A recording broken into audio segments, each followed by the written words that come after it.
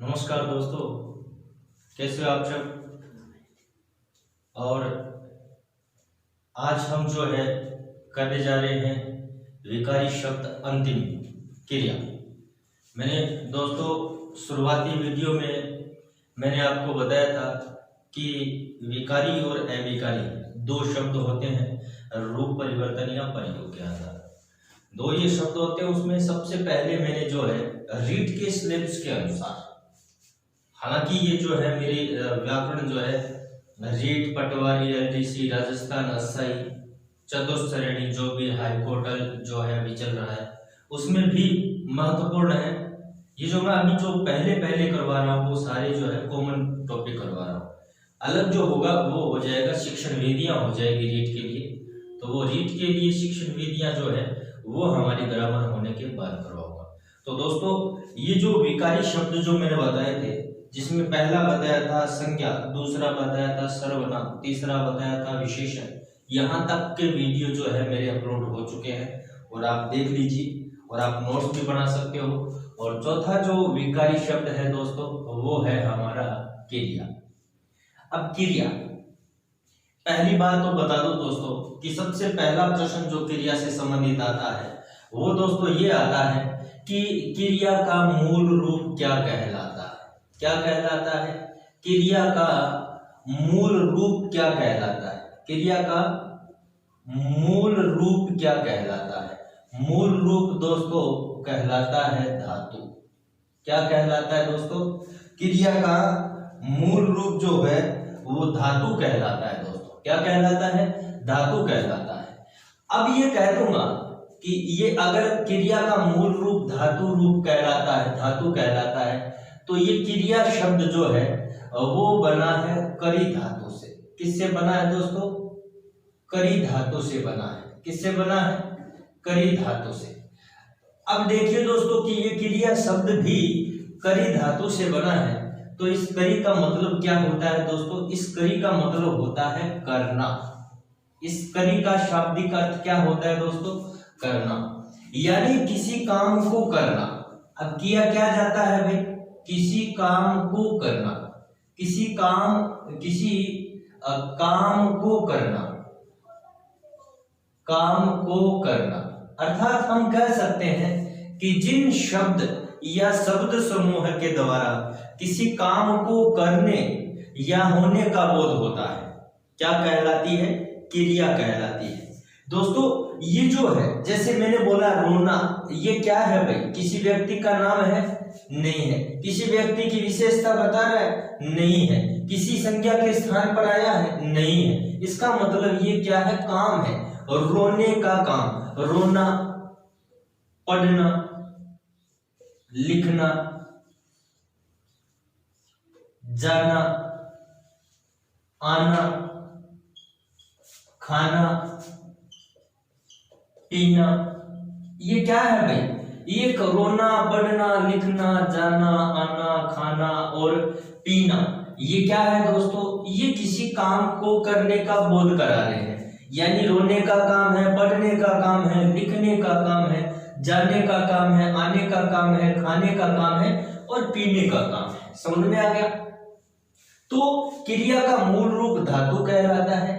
क्रिया शब्द जो है वो करी धातु से बना है, जिसका शाब्दिक अर्थ होता है करना। इसका अर्थात हम कह सकते हैं किसी काम को करना। और जैसे रोना, पढ़ना, लिखना, आना, जाना, पढ़ना, भागना, दौड़ना, हंसना, सोना, उठना, बैठना, ठीक है, ये सारी क्रियाएं हैं दोस्तों। सबसे पहला प्रश्न जो हमसे पूछा जाता है, तो बहुत बार ये प्रश्न जो है पूछा गया है कि क्रिया का मूल रूप क्या कहलाता है। क्रिया का मूल रूप क्या कहलाता है दोस्तों? बहुत बार प्रश्न ये पूछा गया है, धातु कहलाता है। ठीक है। अब दोस्तों याद रखना कि क्रिया प्रभावित किससे होती है? क्रिया प्रभावित किससे होती है, यानी क्रिया किसके अनुसार बदलती है, या कह सकते हैं ये विकारी शब्द तो है। मैंने क्या बताया था कि जिन शब्दों पर लिंग, वचन, काल, पुरुष, कारक आदि का प्रभाव पड़ता है, यानी आदि के अनुसार अपना रूप परिवर्तन कर लेते हैं, विकारी शब्द कहलाते हैं। जरूरी नहीं होता कि प्रत्येक विकारी शब्द पर सभी का प्रभाव पड़े। मैंने सर्वनाम में क्या बताया था कि सर्वनाम लिंग के अनुसार नहीं बदलता है, यानी लिंग का प्रभाव उस पर नहीं पड़ता है। इसी प्रकार ये क्रिया जो है वो केवल लिंग वचन से प्रभावित होती है, लिंग व वचन से प्रभावित होती है। ध्यान रखना दोस्तों, अगर आपसे प्रश्न पूछा जाता है कि क्रिया किस व्याकरणिक इकाई के अनुसार बदलती है, तो लिंग वचन से, काल से, कारक से, समझ में आ गया। इस प्रकार का प्रश्न आए तो क्रिया लिंग वचन से, जैसे मैंने बोला है खाता है तो एक वचन है, पुल्लिंग है। मैंने बोला खाती है तो एक वचन है, स्त्रीलिंग है। मैंने बोला खाते हैं तो क्या हो जाएगा, ये पुल्लिंग है और क्या हो जाएगी, बहुवचन हो जाएगा। खाता है तो एक है, खाती है तो एक है, खाते हैं तो बहुत सारे हैं। तो लिंग और केवल वचन का प्रभाव जो है क्रिया पर पड़ता है। ठीक है, तो दोस्तों ये थोड़ा सा ध्यान रखना है। अब दोस्तों ये आप अगर नोट करना चाहो तो कर सकते हो। अब दोस्तों अभी जो मैं बता रहा हूं कि एक होता है क्रिया का मूल रूप और एक होता है सामान्य रूप। दो प्रकार की क्रिया जो है प्रयुक्त होती है दोस्तों, एक होता है क्रिया का मूल रूप और एक होता है क्रिया का सामान्य रूप। देखिए यहां मैं कह दूंगा क्रिया का मूल रूप, या इसको मैं बोलूंगा धातु रूप। क्रिया का मूल रूप या धातु रूप, जैसे देखिए दोस्तों, खा, पी, पढ़, लिख, जा, हंस, ये क्या है दोस्तों, क्रिया का मूल रूप है।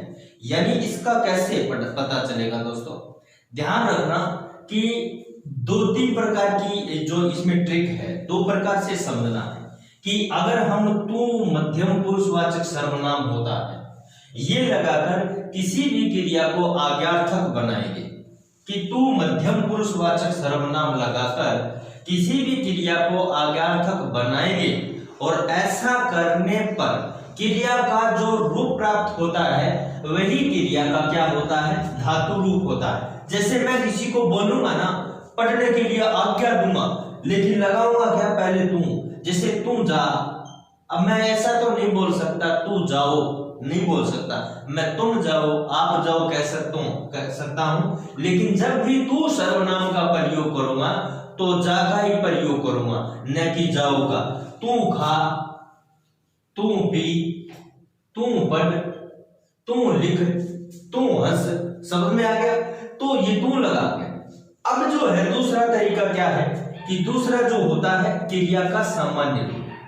क्रिया का क्या होता है, सामान्य रूप जो होता है। सामान्य रूप का मतलब जब भी हम वाक्य में किसी भी क्रिया का प्रयोग करते हैं तो वहां जो विकारित क्रिया है उसको उस नाम से नहीं जाना जाता है, जो हम सामान्य रूप से प्रयोग करते हैं वही क्रिया का नाम लगाते हैं। जैसे मोहन हंसने लगा, मोहन हंसने लगा। अगर आपको यहां से इस वाक्य में आपको क्रिया पूछे तो आप ऐसे नहीं बोलोगे हंसने क्रिया है, आप बोलोगे हंसना क्रिया है। मोहन रो रहा है तो क्रिया रो नहीं है, सामान्य रूप बोलेंगे तो हम बोलेंगे रोना क्रिया है, जाना क्रिया है, पढ़ना क्रिया है। तो हम कह सकते हैं कि धातु रूप में जब ना प्रत्यय का प्रयोग हो जाता है, जब भी धातु रूप में ना प्रत्यय का प्रयोग हो जाता है तो वो क्रिया का सामान्य रूप बन जाता है। जैसे खाना, ना लगाते क्या हो गया, खाना क्रिया। पी लगाते पीना, पढ़ना, लिखना, जाना, आना, हंसना, रोना, पीना, पढ़ना, समझ में आ गया। दौड़ना, भागना, है ना, खेलना, सोना, उठना, ना ना ना, सभी में हमने क्या लगाया है, ना लगाया है। तो ये क्रिया का क्या हो जाता है, सामान्य रूप। अगर प्रश्न आपसे पूछा जाता है कि क्रिया का सामान्य रूप प्रकट करने के लिए धातु में किस प्रत्यय का प्रयोग किया जाता है? तो ना प्रत्यय का। किसका? ना प्रत्यय का।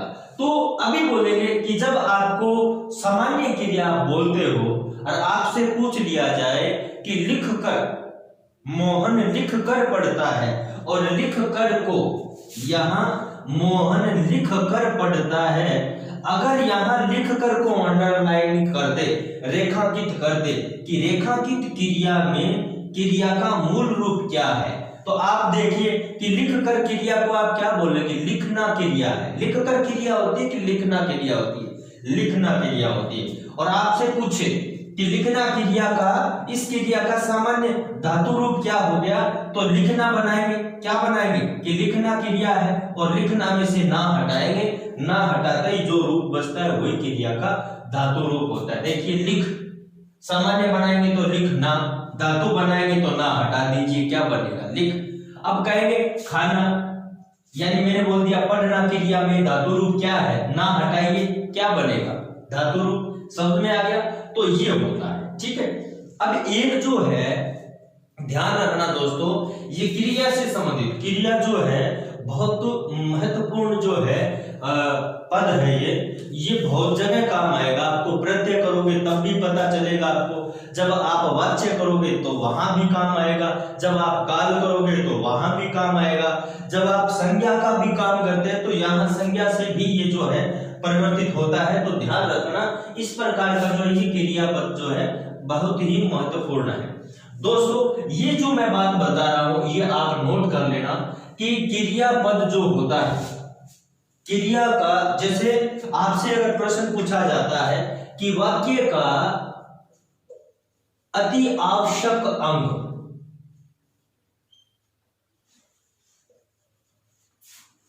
वाक्य का अति आवश्यक अंग कौन सा होता है? कि अति आवश्यक अंग में देखिए दोस्तों, कर्ता होता है, वाक्य संरचना में कर्ता आता है, कर्म आता है और क्रिया आती है।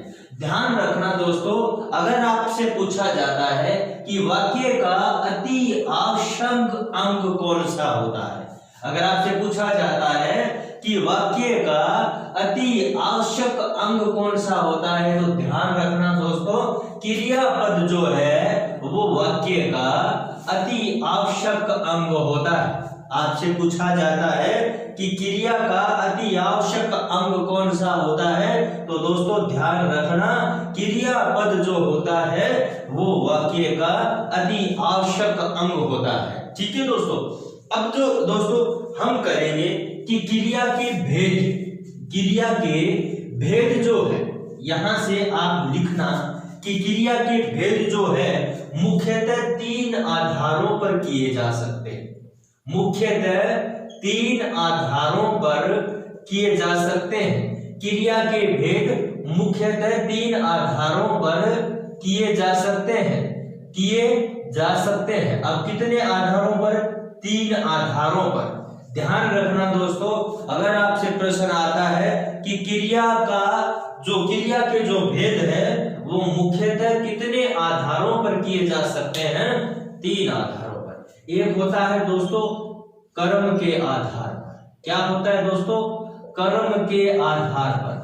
दोस्तों ध्यान रखना कि कर्म के आधार पर क्रिया के कितने भेद होते हैं मुख्यतः? तो 2 होते हैं दोस्तों। इसमें से एक होता है अकर्मक क्रिया। क्या होता है दोस्तों? अकर्मक क्रिया। कौन सा? अकर्मक क्रिया। और इसी अकर्मक क्रिया को भी हम 2 भागों में बांट सकते हैं दोस्तों, 2 भागों में बांट सकते हैं। इसमें एक होती है अपूर्ण अकर्मक। कौन सी होती है? अपूर्ण अकर्मक। ठीक है दोस्तों। और दूसरी होती है पूर्ण अकर्मक। क्या होती है? पूर्ण अकर्मक। ध्यान रखना दोस्तों, अगर आपसे पूछा जाता है कि कर्म के आधार पर क्रिया के कितने भेद होते हैं? 2। एक होता है अकर्मक क्रिया, और अकर्मक क्रिया को भी 2 भागों में बांट सकते हैं, अपूर्ण अकर्मक क्रिया और पूर्ण अकर्मक क्रिया। मैं इस क्रिया पद को अच्छी तरह से समझाने की कोशिश करूंगा दोस्तों, आप इस सीरीज को पूरी तरह से समझना। ठीक है दोस्तों, मैं पूर्ण और अपूर्ण के बारे में विस्तृत चर्चा करूंगा, तो आप ध्यानपूर्वक इसको पढ़ते रहिए। अभी देखिए कि कर्म के आधार पर एक होता है अकर्मक, एक होती है दूसरी जो क्रिया होती है दोस्तों वो होती है सकर्मक क्रिया। क्या होती है? सकर्मक क्रिया। सकर्मक क्रिया के भी दो भेद होते हैं मुख्यतः। देखिए इसमें जो होता है, इसमें एक होती है अपूर्ण अकर्मक क्रिया, अपूर्ण सकर्मक क्रिया। क्या होती है? अपूर्ण सकर्मक क्रिया। एक तो हो गई अपूर्ण सकर्मक क्रिया और इसमें एक आ जाती है पूर्ण सकर्मक क्रिया। क्या हो जाती है दोस्तों? पूर्ण सकर्मक क्रिया। पूर्ण सकर्मक क्रिया भी दो प्रकार की होती है दोस्तों। पूर्ण सकर्मक क्रिया को भी हम दो भागों में बांट सकते हैं। एक होती है एक कर्मक। क्या होती है? एक कर्मक होती है और एक होती है दोस्तों द्विकर्मक। क्या होती है? द्विकर्मक क्रिया। ठीक है, तो दोस्तों इसको भी हम विस्तृत चर्चा जो है हम आगे करेंगे। पहले हम आधारों की बात करते हैं। तो पहला कर्म के आधार पर अकर्मक क्रिया, अकर्मक क्रिया को भी दो भागों में बांटेंगे, अपूर्ण अकर्मक क्रिया और पूर्ण अकर्मक क्रिया। फिर दूसरी है दोस्तों सकर्मक क्रिया, सकर्मक क्रिया को भी हम दो भागों में बांटेंगे, अपूर्ण सकर्मक क्रिया और दूसरी है पूर्ण सकर्मक क्रिया। दोस्तों पूर्ण सकर्मक क्रिया को भी हम दो भागों में बांटेंगे। एक होती है एक कर्मक होती है और एक होती है दोस्तों द्विकर्मक। बिल्कुल सरल भाषा में आपको समझाने की कोशिश करूंगा और आप इसको अच्छी तरह से समझिए। कहीं भी दिक्कत आती है तो आप मुझे कमेंट के माध्यम से बता सकते हो। अभी दोस्तों देखिए पहला हो गया कर्म के आधार पर। देखिए इसको आप लिख सकते हो और आप स्क्रीनशॉट भी ले सकते हो। ठीक है दोस्तों, और आप इसको वीडियो को आप रोक के भी इसको लिख सकते हो। तो मैं यहां से मिटाता हूं क्योंकि बोर्ड छोटा है। तो दूसरा जो आधार जो है दोस्तों वो होता है प्रयोग व संरचना के आधार पर। दूसरा आधार कौन सा है दोस्तों? दूसरा आधार क्या है? प्रयोग व संरचना के आधार पर। प्रयोग व संरचना के आधार पर क्रिया के भेद के आधार पर। दोस्तों इसको आप एनसीईआरटी में आप देखोगे तो निम्न भेद किए गए हैं। दोस्तों हम पूरी की पूरी बात करेंगे। एनसीईआरटी जो माध्यमिक शिक्षा बोर्ड में केवल 5 भाग दे रखे हैं, तो ऐसे नहीं लिखा है कि 5 होते हैं, निम्न भेद होते हैं। तो मैं जो जो भेद होते हैं मैं बताने की आपको कोशिश कर रहा हूं। तो इसमें एक होता है दोस्तों पहला, इसमें पहला जो है वो है प्रेरणार्थक क्रिया। क्या है दोस्तों? प्रेरणार्थक क्रिया। ठीक है दोस्तों, और आप ध्यान रखना इसकी विस्तृत चर्चा जो है हम आगे करेंगे। दूसरी जो है वो होती है दोस्तों पूर्वकालिक क्रिया। कौन सी दोस्तों? पूर्वकालिक क्रिया। पूर्वकालिक क्रिया। तीसरी होती है दोस्तों, इसमें होती है नाम धातु क्रिया। क्या होती है दोस्तों? नाम धातु क्रिया। 4 नंबर होती है दोस्तों कृदंत क्रिया। कौन सी होती है दोस्तों? कृदंत क्रिया। 5 नंबर होती है दोस्तों संयुक्त क्रिया। क्या होती है दोस्तों? संयुक्त क्रिया। 6 नंबर होती है दोस्तों सहायक क्रिया। क्या होती है दोस्तों? सहायक क्रिया। 7 नंबर होती है दोस्तों सामान्य क्रिया। क्या होती है दोस्तों? सामान्य क्रिया। और इसमें अगर लास्ट की बात करें तो इसमें होती है दोस्तों सजातीय क्रिया। क्या होती है? सजातीय क्रिया। दोस्तों इनके अलावा भी, हालांकि ये मुख्य भेद जो है ये 8 प्रकार की प्रयोग व संरचना के आधार पर जो है होती है। इनके अन्य भेद भी हम यहाँ करेंगे। एक होती है, इसको तात्कालीन क्रिया के नाम से भी एक क्रिया आती है। क्या होती है दोस्तों? तात्कालीन क्रिया के नाम से भी एक क्रिया आती है। उसका भी वर्गीकरण हम करेंगे, कैसे वो तात्कालीन क्रिया कब होती है। और एक होती है दोस्तों इसको समापिका क्रिया के नाम से जाना जाता है। एक समापिका क्रिया भी आती है, इसका भी मैं पूरी तरह से आपको समझाऊंगा। एक होती है दोस्तों असमापिका क्रिया। क्या होती है दोस्तों? असमापिका क्रिया। तो इसके बारे में भी आपको मैं बताऊंगा। तो ध्यान रखना दोस्तों, प्रयोग व संरचना के आधार पर 8 ये भेद होते हैं और ये 3 जो है अन्य भेद भी जो है वो भी मैं आपको बताऊंगा दोस्तों। ये हो गए प्रयोग व संरचना के आधार पर। अब दोस्तों तीसरा जो है वो है भेद रह गया काल के आधार पर। काल के आधार पर क्रिया के तीसरा जो भेद है, मैंने आधार बताया है आपको कि 3 आधारों पर क्रिया के भेद किए जाते हैं। एक बताया आपको किसके आधार पर, पहला बताया कर्म के आधार पर, दूसरा बताया है प्रयोग व संरचना के आधार पर, और तीसरा जो भेद होता है, आधार होता है दोस्तों, वो होता है काल के आधार पर। क्या होता है? काल के आधार पर। काल के आधार पर दोस्तों आपको पता है कि काल कितने होते हैं। काल कितने होते हैं बहुत ही महत्वपूर्ण टॉपिक है। यहां केवल मैं आधार ही बताऊंगा। इस काल टॉपिक का विस्तृत चर्चा जो है मैं अलग टॉपिक लेकर काल के नाम से अलग बनाऊंगा। बहुत ही महत्वपूर्ण टॉपिक है काल भी। तो यहाँ केवल इसकी चर्चा भर करेंगे कि क्रिया का जो आधार है काल के आधार पर। तो पहला आधार जो है दोस्तों वो है काल के आधार पर। आपको पता ही है कि काल कितने होते हैं, भूतकाल होता है, वर्तमान काल होता है और भविष्य काल होता है। तो यहां हम करेंगे कि भूतकाल में जो क्रिया घटित होती है उसको भूतकालिक क्रिया, ठीक है। और दूसरी जो है वर्तमान काल में जो क्रिया घटित होती है उसको वर्तमानकालिक क्रिया कहते हैं, वर्तमानकालिक क्रिया। अगर तीसरे की बात करें तो भविष्यकालिक क्रिया।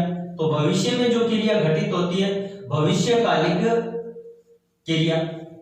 इसको मैं विस्तृत चर्चा जो है आपको अलग टॉपिक दिखाऊंगा काल में। इसके अलग भी भेद होते हैं दोस्तों। मैं बता दूं भूतकालिक क्रिया के भी 6 होते हैं, जिसमें सामान्य भूतकालिक होती है, जिसको सामान्य भूत भी कह सकते हैं। सामान्य भूतकाल जिसमें एक होता है सामान्य भूतकाल, दूसरा होता है आसन भूतकाल, तीसरा होता है पूर्ण भूतकाल, चौथा होता है अपूर्ण भूतकाल, पांचवा होता है संदिग्ध भूतकाल और छठा होता है हेतु मध्य भूतकाल। वर्तमान काल के भी 5 भेद किए गए हैं। इसमें सामान्य वर्तमान काल होता है, दूसरा अज्ञात वर्तमान काल होता है, समझ में आ गया।